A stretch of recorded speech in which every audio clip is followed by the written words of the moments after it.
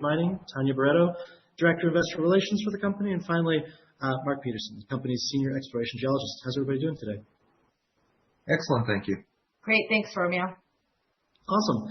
So here's how today's going to work, just for the folks in the room. First, there's going to be a very brief introductory presentation, mostly for those in the room who aren't really familiar with the stock. But then I'm going to ask some of the great questions that came in advance over email. But after that, I am going to open it up to the live audience here today. So I do really want this to feel like an interactive conversation. I want to make sure people in the room feel heard. So there's a chat button in the bottom right of your screen. You can ask questions during today's event, and I'll be able to get to them right after we've gone through both the presentation and the questions that came in advance over email. The only other piece of housekeeping I'll give you today is this event is being recorded and will be available to people who have registered. It'll pop right in your inbox probably later this afternoon, possibly as late as tomorrow morning. Without further ado, I know you've heard enough out of me. I'll get to the protein of today's event and pass over to the Wallbridge team for the presentation.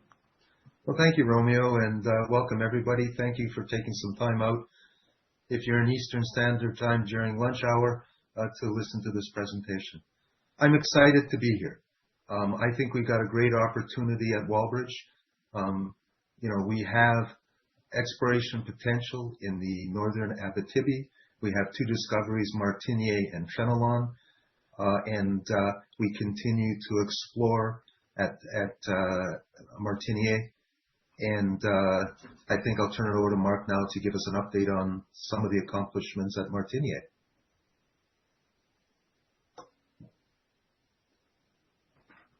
Okay.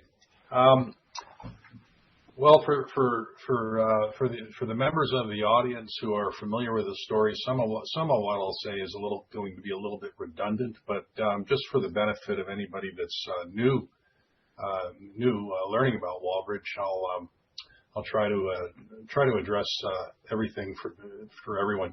So this past year, we've been primarily focused on our earlier stage Martiniere gold project. We've also been doing work on our flagship Fenelon project, but in terms of what we had available for financial resources at the end of 2024, it was very clear that really the most near-term low-hanging fruit opportunity for near-term value creation resides in Martiniere. We also did complete an updated PEA study on Fenelon, which Brian will speak to later on in the presentation here. But what I want to cover right now is just kind of a summary to bring people up to date on what we've accomplished this year at Martiniere, as well as a little bit of a thumbnail sketch looking forward on what we can expect. What shareholders and interested investors can expect between now and the end of the year. So in 2024, when I joined the company, we had a multi-phase program going on, and much of that was at Martiniere, and we began exploration drilling beyond the known mineral resources. We also updated the mineral resource for Martiniere because considerable amount of drilling had been done since the last one, which was completed at the end of 2022. And as we progressed through the program last year, and I was new, I was climbing the learning curve on all things Wallbridge and Detour Fenelon, but it became clear to me that and it was no surprise, given the extensive superficial cover in the region, that Martiniere might offer an opportunity for a larger gold system than the drilling up until 2024 had really indicated. So we started stepping out along what we refer to as the Bug Lake Deformation Corridor, and on this map, that's just the two dashed pink lines that run from the upper left down toward the lower right. That zone is it's a pretty wide zone. It's host to multiple subparallel shear structures that are basically structural controls to where gold mineralization is occurring along the overall corridor. So there's multiple systems in here to explore. So coming into 2025, to really shift focus away from near close spaced step out drilling just to incrementally grow resources, which is important. But really to answer this question, is there a bigger size prize here at Martiniere? I had the sense that when I look at the resource statement, there very well could be. So we took a more aggressive exploration approach, and rather than focus on, for right now, delineating more resources, what I wanted to do was see what we can do to flesh out the broader geologic footprint. So it doesn't look like it at the scale of what's on your video screens, but the mandate that we set for ourselves was no holes closer than 150 meters apart in step-out exploration. And we started out in phase one, really focused on stepping out laterally along strike and across the zone. And then as we came into phase two, we were very happy with the results we got out of phase one. As we came into phase two, we pivoted a bit to also explore the deeper projections along that Bug Lake deformation corridor. And specifically, we've been primarily focused on a trend between the area labeled there as Dragonfly, where there's a little bit of a resource that was delineated last year with a little bit of drilling that had been done, and the Bug Lake North zone, which is kind of more in the central portion of the slide, and the Horsefly zone as well.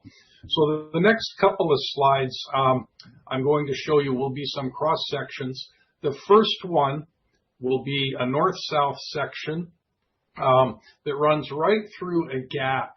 It's about a 500, 600 meter gap that was in the drilling pattern between where we had resources delineated at Dragonfly to the east, to the southeast, and the Bug Lake North and Horsefly zones to the northwest. And really, there was no reason for it not to be prospective, but there really wasn't any properly directed drilling through that gap. So we started out in phase one with some holes to test that, and hole 121 returned some pretty significant results with good high-grade hits along multiple structures through the zone of deformed rock.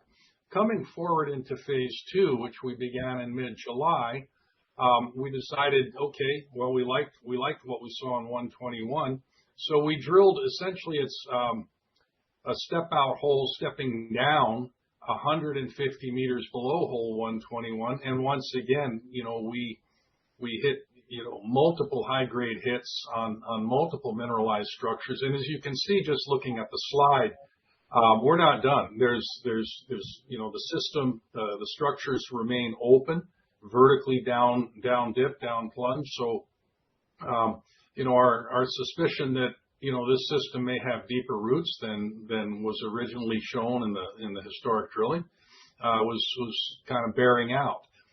Just before we go to the next slide, I just want to highlight, if up in the upper right in the Horsefly area, we delineated a small amount of open pittable mineral resource last year. And this year, both in phase one and phase two, we've gone back because we had some holes that ended in mineralization. So we've extended some of the previously drilled holes, and also we're stepping out more laterally to see what may be further outboard. Again, this is near surface gold potential. So we're exploring both the deeper portions of the system as well as shallower up right around resources where we think we can get some good results. Now, if we go to the next slide, this is a longitudinal section. It covers approximately 1.2, 1.3 kilometers of strike length, running right down the trend between Bug Lake North and Dragonfly. There's some shaded outlines with dashed outlines. Those are the outlines of currently delineated mineral resources that are carried in our mineral resource statement. Everything else that's the slightly darker gray pattern, there are no resources delineated in those volumes, at least on this section. And so you can see again where our drilling in that gap zone between Bug Lake North and Dragonfly has returned positive results. So I'm very pleased with what I'm seeing. Also, what I want to just highlight here is I mentioned that in phase 2 we kind of pivoted a bit, and that pivot was kind of a combination of continuing to drill laterally outboard along strike, but also to test deeper in this system with holes going below the nominal 400-meter depth limit of drilling. There had been drilling deeper than that, but really not very much. So those blue lines that are shown on here are holes that we have completed as part of phase 2. But we don't have all of the assays back on those. And by last count, I think we had 9 holes with assays pending in the Dragonfly Bug Lake North part of the Bug Lake Deformation Corridor, and 3 pending holes in the Horsefly area. So stay tuned. We anticipate we'll have all of our final results of phase 2 back from the lab come mid-November. And once we have those, we'll be compiling them into a news release that I would anticipate would be coming out in late November, early December timeframe. So I'll leave it at that and hand it back over to Brian to bring things up to date on what we're doing at Fenelon. No, thanks, Mark, and an excellent update. I was having some technical issues and I skipped over a couple of slides, but I'll just talk to them right now. Our capitalization screen, we have 2 major shareholders, being Eric owning 15% and Agnico owning 9.9%. Agnico acquired their interest when they acquired Kirkland Lake Gold, and they've been supportive, participating pro rata in all of our financings to date to maintain their interest at 9.9%. We did 2 recent transactions, which we will respond to in the question and answer period. Some of the pre-sent questions, addressed it. We improved our cash position by $8 million with respect to the sale of the Detour East property to Agnico, and our most recent $4.7 million receipt of our refundable tax credits. It's a very favorable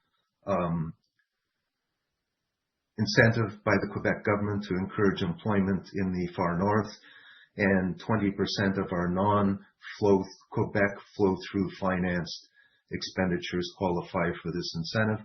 You get it after you file your tax returns for the year, and they do a audit to ensure compliance. So we received those earlier this week. With all of that, we're looking to close the year with about $15 million in the bank. And before we get into the PA and stuff like that, I'd like to talk about where we were last year and where we are this year. Last year, we developed a plan to complete a preliminary economic analysis on the Fenelon project. We told the world we would achieve it by the end of March. And not only did we achieve the study and the news release by the end of March, we also filed the tech report at the same time. In order to do all this work in the fall of 2024, we looked at our cash position, we looked at the refundable tax credits we had just received, and we raised about $7 million with, including Agnico's participation, to top things up to do a small program. At the time, it was very difficult to finance junior equity markets. There was no interest in investing across the board. We were advised by a lot of people, just go pens down and wait for a better market. But we wanted to keep together the team. We wanted to continue to advance the project. So we came up with a smaller, and which turns out to be a very successful program, focusing primarily on Martiniere. Again, our plan was to complete the PEA. We delivered. Our plan was to complete the exploration on Martiniere. is virtually done, and some of the regional work we had planned has been allocated to follow up on Martiniere because of the successes. As Mark mentions, news flow will be coming out. We're currently developing a plan for 2025 on where to from here. Yes, we've learned a lot. We didn't have a lot of news flow this year because it was a small program. We will assess our news flow going forward. We will assess, looking at more virtual conferences like this in the future to keep the communication open. Next slide, please. So, again, when we put the study together, long-term analyst consensus price was $2,200 an ounce. Today, long-term analyst consensus price is somewhere between $2,700 and $2,800 an ounce. But, we can't put together a study and change it after the tech report is done. Annual production is 107,000 ounces a year. Good free cash flow at $2,200 gold. Our capex and sustaining capital, we'll get into that in the following slide. Cash costs are very respectable, and all-in sustaining costs are very respectable. Our after-tax NPV at $2,200 is great, and considering that is substantially below current spot prices, an attractive rate of return.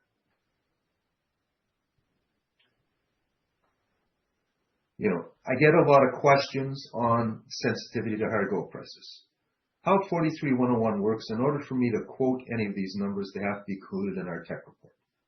We sensitize our tech report up to $3,000 gold, and you can see at $3,000 gold, we have a $1.4 billion NPV, 34% IRR, and most importantly, a payback of 2.4 years. So, all I can say is that today it would be even better. But, this is the sensitivity provided in our tech report, and in order for us to update that, we'd have to engage, rewrite our tech reports, and at this point in time, we need to focus on our deliverables for next year and deliver again.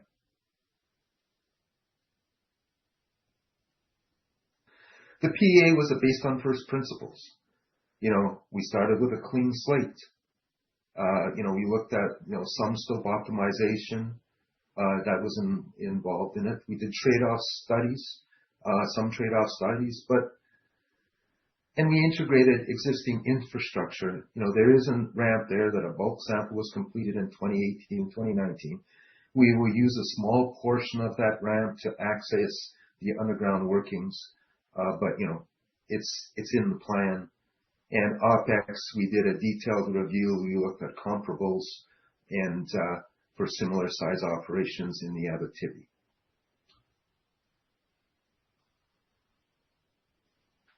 The timeline, there were some of the questions that came in earlier.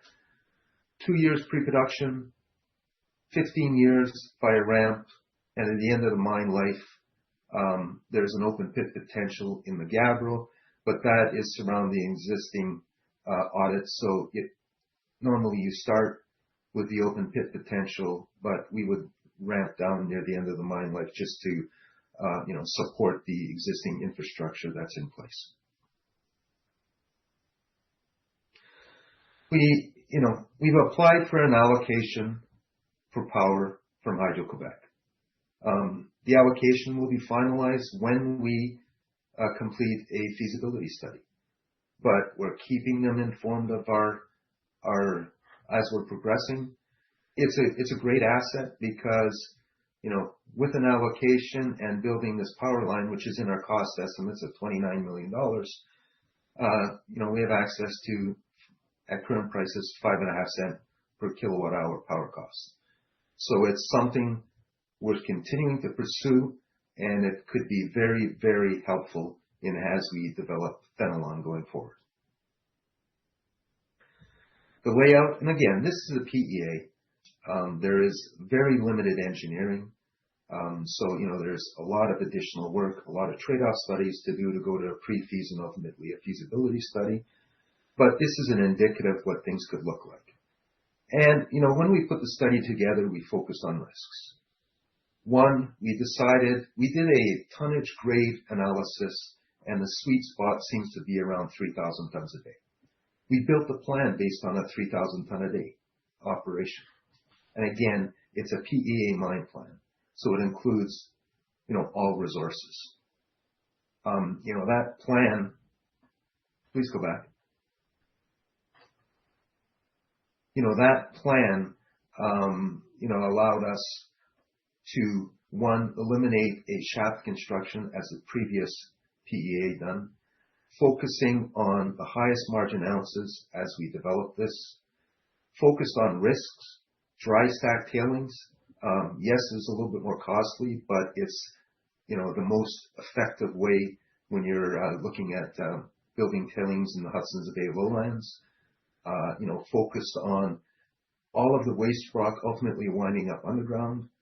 We will use paste backfill.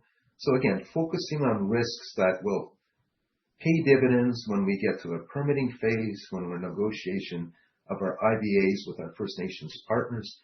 So we've taken a look forward to figure out the best way to go forward with this project. The camp on the right-hand side, everything in blue is there today. Everything is white will be added. So it's about 10 kilometers away. Myself, having spent some of my career in camps, it's nice that it's 10 kilometers away because it will be quiet in the evenings or during the days when people are relaxing, unwinding, and ultimately sleeping. The metallurgy, there was some metallurgical work done a few years ago. The indicative recovery is about 96%. Clearly that's something that we could do in our next year's plan is maybe we do this, in another metallurgical test, because as the ore body evolves, there may be areas with a little bit different mineralization that we need to do some met work, and, we will look at that. Very conventional, simple flow sheet as indicated in the bottom left-hand corner. Our production is 107,000 ounces annually. You can see there's the life of mine indicated production and grade. The really sweet thing is during the first 5 years, as you're working towards payback, and that's why we get such an exciting payback in this operation. It's 127,000 ounces a year. So great startup and a great opportunity, even at $2,200 gold, to pay back the construction costs quickly. This slide, I won't talk very much about it, but this is the $2,200 gold indicative free cash flow for Fenelon. Details of our capital allocation, the costs for the mill and the tailings are included in here. Dry stack tailings is a little bit more expensive, but it is the right thing to do from this management standpoint. Underground equipment during the initial construction phase is quite nominal, but we will use contractors and ultimately go to an owner-operated fleet during the sustaining period.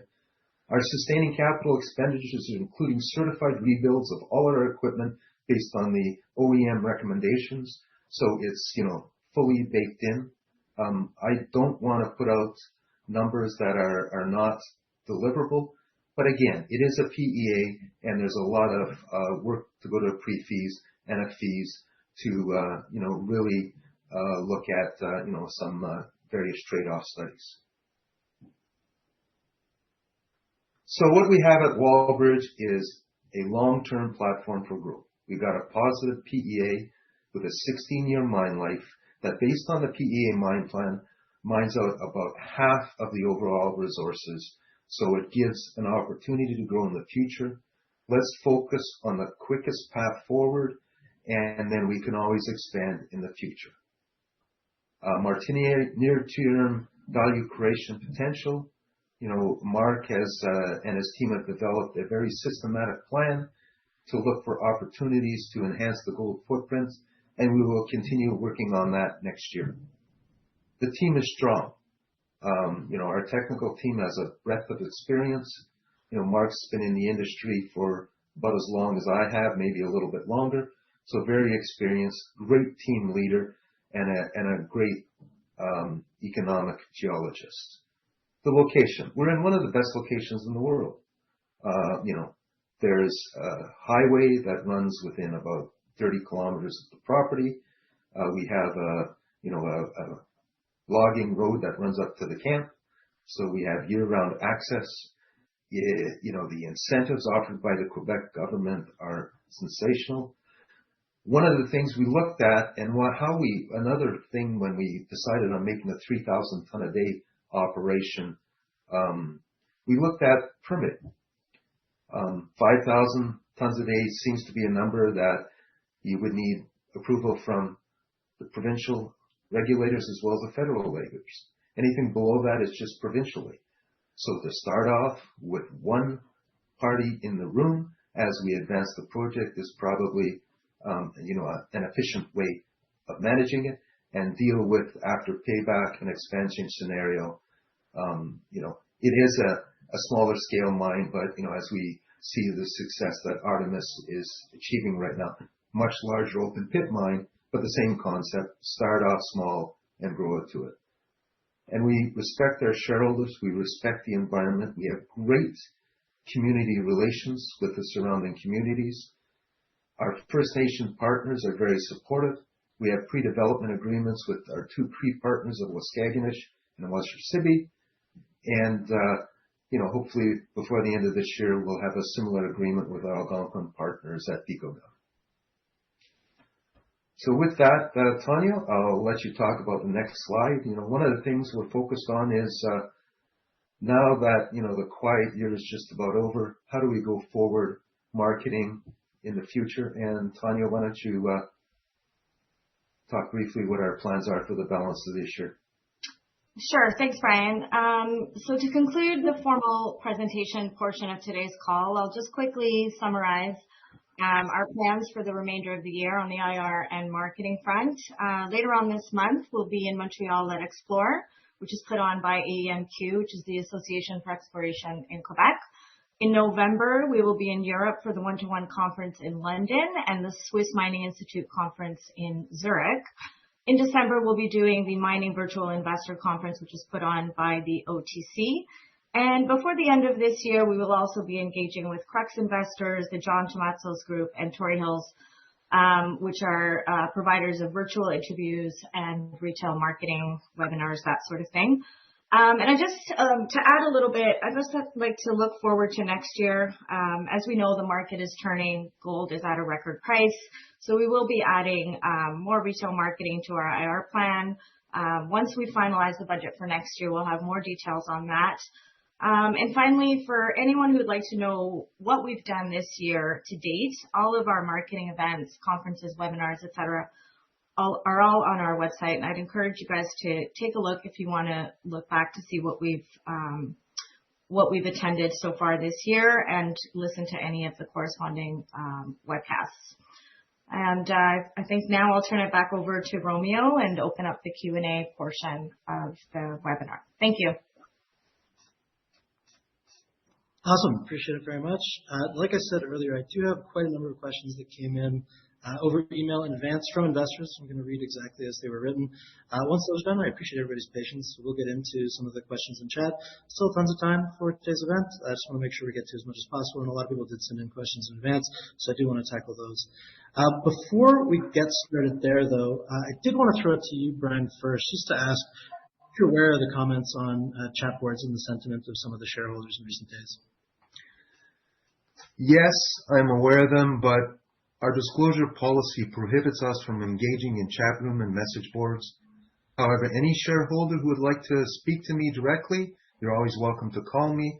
My cell phone number is on the bottom of every news release we issue, so you can reach me at that number anytime. Awesome. Okay, appreciate that. One question that came in is why weren't you at Beaver Creek, the investment conference? Well, it's unfortunately I couldn't attend it there because there was a death in my family before the conference, and I was unable to attend. Mark attended as planned and is probably the best person in the organization to attend the Beaver Creek conference. and our meeting schedule was quite full for the 3 days. I appreciate that. One question that came over email is, have you considered selling Fenelon or Martiniere? We always review options to unlock value for our shareholders. From time to time, we discussed internally what's the best forward for those projects. But I believe in the current market, it would be very difficult to sell our advanced projects at this time. Okay, appreciate that. One is, when will you begin commercially selling your gold in the future? What's timeline to development and obstacles to overcome to make that happen? Thank you. And referring back to the presentation, there's a 6-year timeline, I think there's a 6 to 7-year timeline. We need to complete a pre-feasibility and a feasibility, obtain all permits, IBAs with our First Nations partners, get electrification from Hydro-Quebec prior to construction. So this could take a few years to complete, and then, as we indicate in our presentation, the construction phase is a couple of years. No, appreciate that.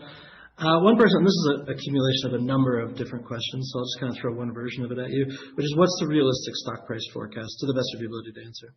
Well, we don't provide stock price forecasts. However, we believe our valuation has improved since July, but we believe we're still undervalued.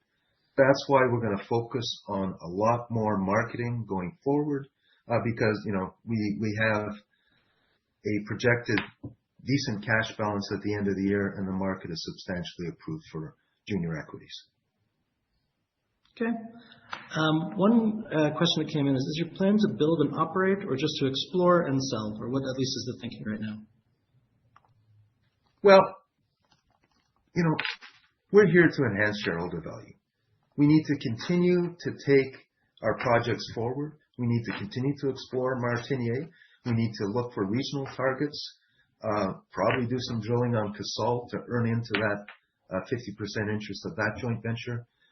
And if, as we continue to advance and de-risk, if somebody taps us on the shoulder and says, I got a deal for you, it's our job to listen to it. And, if it's with merit, we'll bring it to our shareholders. Okay. One person asked, again, this is to the best of your ability. This person notes they're an industry person. They're interested in what partnerships Wallbridge has with larger miners to grow Wallbridge mining to the next level. Well, you know what? I've been in this industry for a long time. I sat on the boards of Mavericks, a royalty company that was acquired by Triple Flag. I sat on the board of Equinox when it was sold to Barrick. I, was on Alamos's board over the years. My career was with Kinross, Western Goldfields, and ultimately New Gold before Wallbridge. So I have relationships with many executives in the industry, which I reach out from time to time. As for Wallbridge, we have an excellent relationship and support from our 9.9% shareholder of Agnico Eagle. Okay. And this is a combination of quite a number of questions. But that's really, how can you explain, or how do you speak to the fact that the share price doesn't seem to have moved like the rest of the market for gold companies in the same position, despite millions of ounces of gold in the ground and the rising price of gold? Well, that's a challenge. Since the end of the summer, our stock price has tracked well with the price of gold. Some have done a lot better. Yes, we are still undervalued, and we will review this, address it. We're already addressing it with our fourth quarter marketing plans on how we go forward, how do we garner interest in our stock again, and stay tuned. Okay. One is, was the sale of the property to Agnico to get some operating cash? What, if any, value was retained on that property should it ever go into production? And how much of Wallbridge's money was spent total on the block of claims you divested of? Seems like 3 or 4 questions. But anyhow, Yes, Agnico approached us to acquire 100% of the Detour's property for $8 million. We retained a 2% NSR on the property, but Agnico can buy it back for $4 million. So for all intents and purposes, we'll get a $4 million payment at some point in the future if this project advances. Agnico was about to invest to a 50% interest. A joint venture would be formed, and they could increase their ownership to 75% by spending $27.5 million over the next 5 years. In the future, as a partner and a joint venture partner, we would be subject to dilution if we could not fund their shares our share of expenditures with the ultimate prize, or not prize, but the ultimate low mark. If we couldn't fund our expenditures over the years, we would be diluted down to a 1% NSR.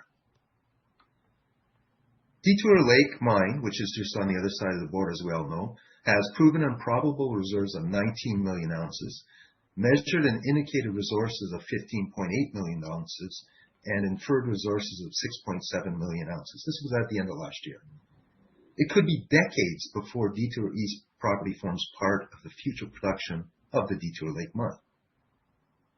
Detour East property had limited historic exploration and requires a significant investment to convert the prospect into a resource and ultimately producing mine.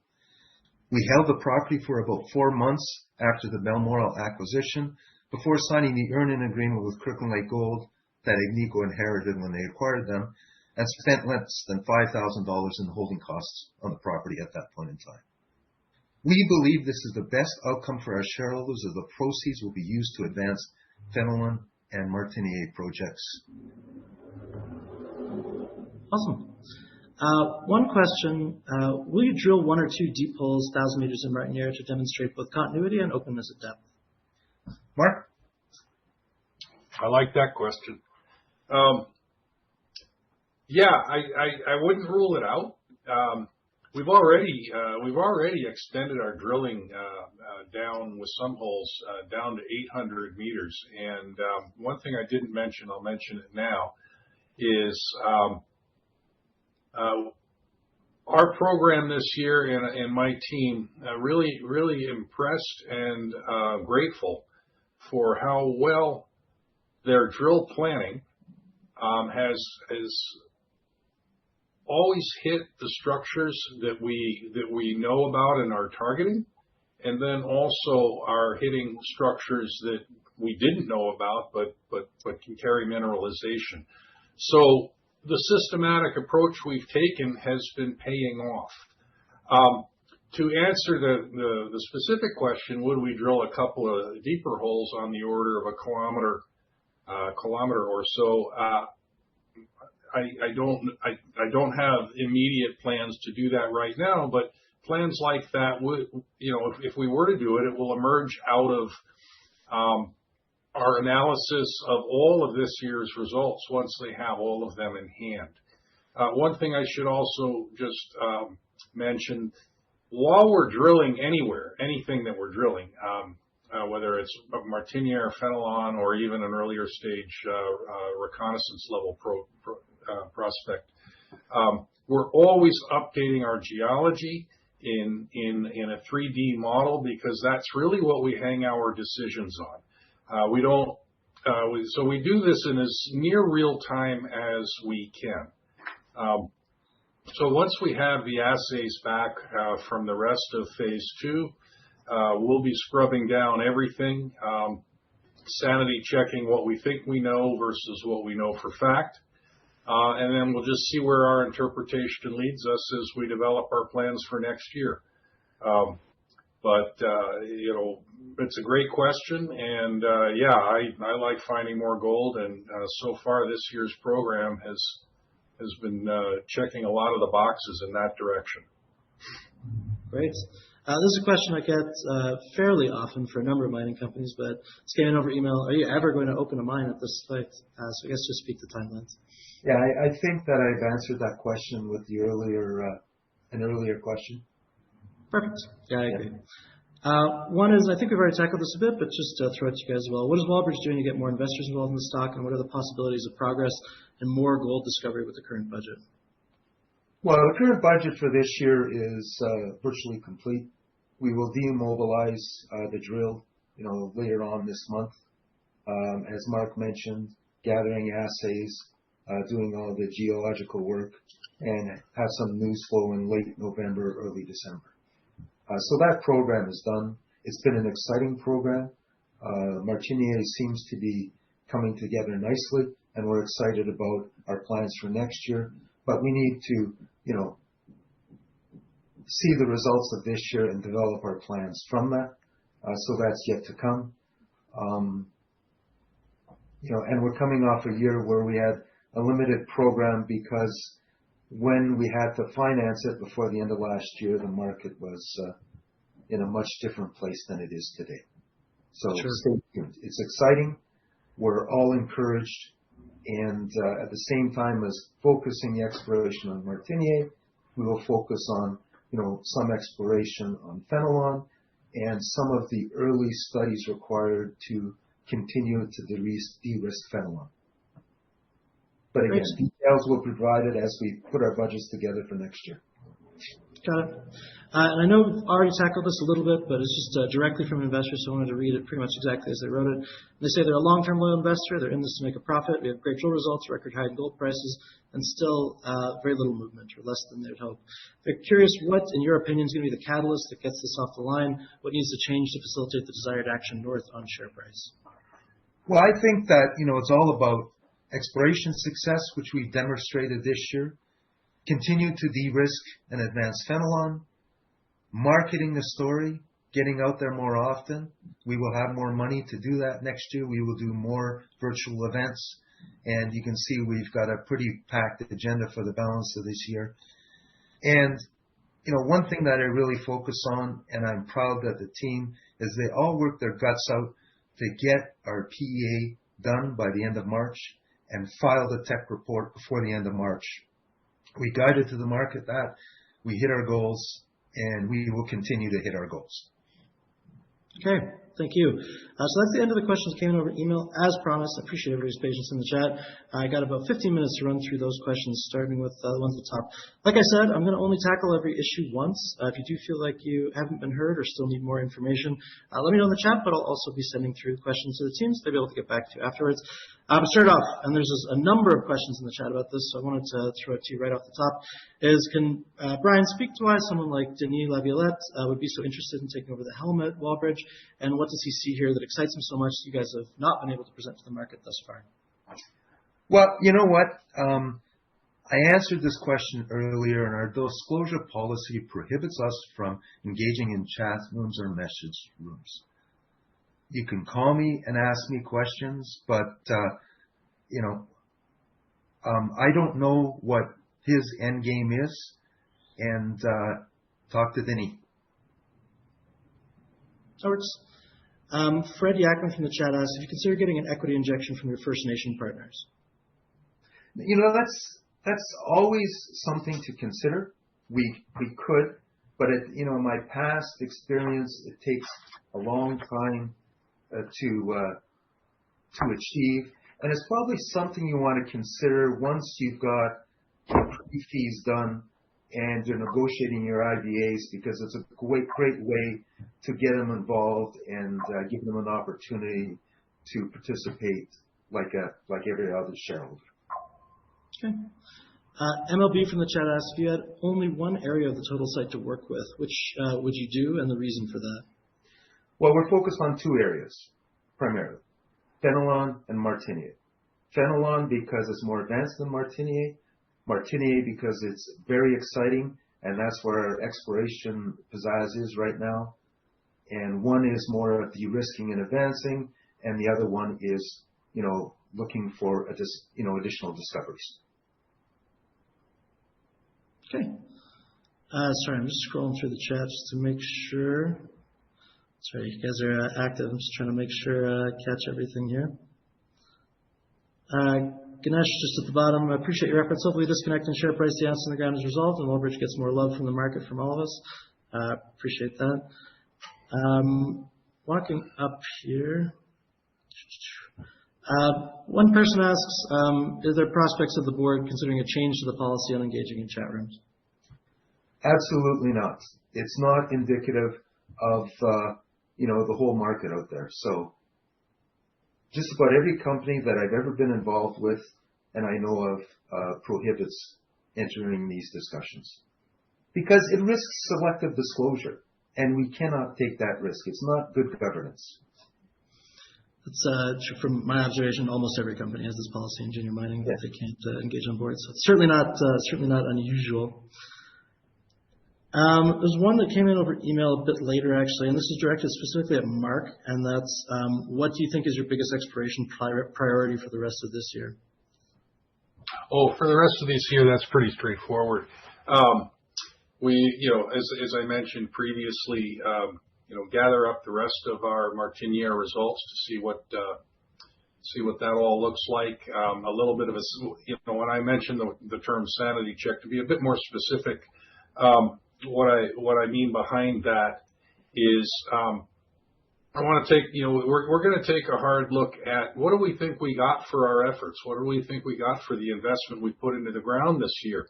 Does it move us closer to a multi-million ounce opportunity?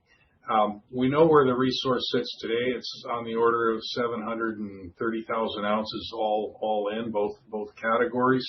But really, again, the sense I have about Martiniere, and also given the address where, we've got, multi-million ounces sitting at Fenelon. Everybody knows how big Detour is. There's no reason Martiniere couldn't offer a more substantial, more robust sized resource. So that's part one. Part two is really looking forward into 2026. What are our plans ultimately going to look like? 2025, in terms of exploration, was effectively entirely or nearly so focused on Martiniere alone. Brian already mentioned that next year we're gonna continue to give a lot of put a lot of our efforts into pursuing this size of the prize question at Martiniere. But also we have opportunities right around the Fenelon deposit itself and the broader claim block there. And in the background, we have our regional reconnaissance team, out doing basic boot leather geology and consolidating the geophysical data and doing reinterpretations along those lines. And Brian mentioned as well, we have an option with our partners, Midland Exploration, who've been great to work with. But we do have a commitment in that option agreement to spend on the order of $1.2 million next year to reach our 50%, our first threshold of 50% interest in the Cassot properties, and we fully intend to integrate that work into our program for next year. So stay tuned. Once we have a full budget and plan fleshed out, we'll be able to inform the audience in the new year what it all looks like. But one other thing I should mention, on Fenelon alone, technical studies. There's a lot of just low cost desktop work that we can do to continue to advance that project forward toward a better prepared, better informed decision to pursue a pre-feasibility study. So we have a lot of things in front of us to do, and we're going to be trying to attack all of them, or to the extent we can, given the resources we'll have come the end of the year. Great. Thanks, Mark. I appreciate that context. Brian, here's one that's kind of an amalgamation of a couple of questions in the chat, and that's, have you communicated with all of your major shareholders recently? Are you in communication with all your major shareholders? Yes. Great. And I do want to let everybody in the chat know, obviously, Brian's always happy to speak with shareholders directly via phone or email. Those are very easy to access. I believe his phone number is at the bottom of pretty much every press release Wallbridge has out, so not too tricky to get in touch with. I will throw it to Brian Marcatani just for some last words to wrap up today before we jet out. And for those who do have additional questions, please feel free to shoot them in. I am going to send the transcript over so the team can get out to you via phone or email. But Brian Marcatani, I'll throw it to you to wrap up. Brian, I can start with you. Well, first of all, thanks everybody for attending. I think it's a great opportunity to update you.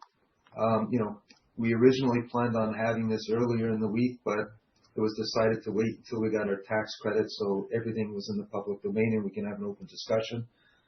It's great Look forward to working with you in the future, and I'm very excited about our plans for next year and where we go forward with this opportunity. And thank you all. Awesome. Mark and Tanya, if you got any last words, I'll throw it to you. Otherwise, we'll wrap up for today. I'll just end with a small confession.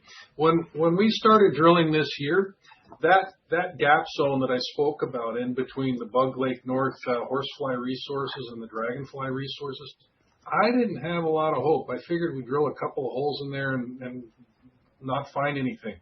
Well, guess what? I was wrong, and wrong in a very good way. So I guess all of that really just goes to support the old adage, you're only as smart as your last drill hole. Stay tuned. More to come. Awesome. Well, Tanya, Brian, Mark, thank you so much for today. I really appreciate just letting us go through all the questions. I know these events take a long time just because there's a lot to get through, but really appreciate everybody running through it today. And everybody in the chat, thank you so much for engaging today. I know we got through a lot of materials, so really appreciate everybody's attendance. I know taking up an hour in the middle of the day is always a lot, so really do appreciate everybody's time. Hope everybody has a wonderful end of the day. Thank you. All the best. Cheers. Thank you, everyone.